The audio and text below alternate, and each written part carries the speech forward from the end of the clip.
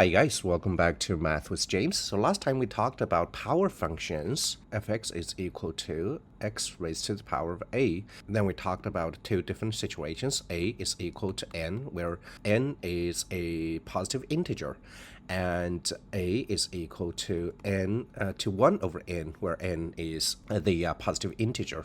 Today we're going to see the third situation. So 1, 2, 3, where a is -1. So basically fx becomes x raised to the power of -1. And according to the law of calculation of exponents, this is equal to 1 over x raised to the power of 1.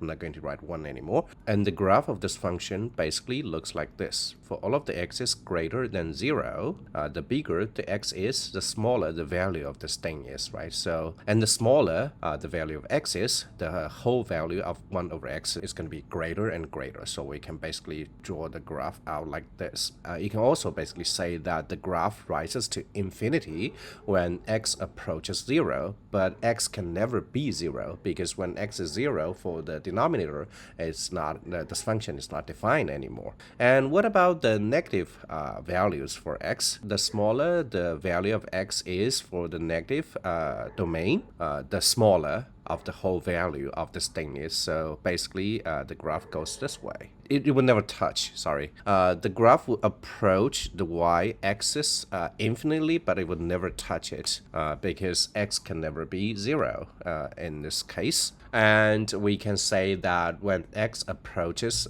0 from the left side, then the value of the function approaches -infinity. And this function is really useful when it comes to chemistry and physics.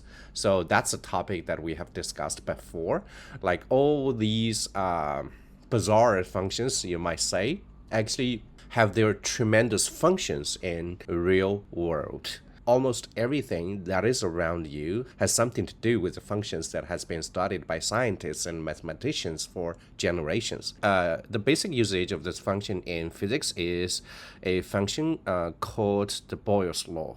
Boyle's law states that in a container which has the constant temperature holding a certain amount of gas, the pressure of the gas has this relationship with its volume. So volume V is equal to C over the pressure. So C is a constant number. So the bigger the volume of the gas is, the smaller the pressure is, vice versa. And this is pretty useful when it comes to like the engine in your car and things alike.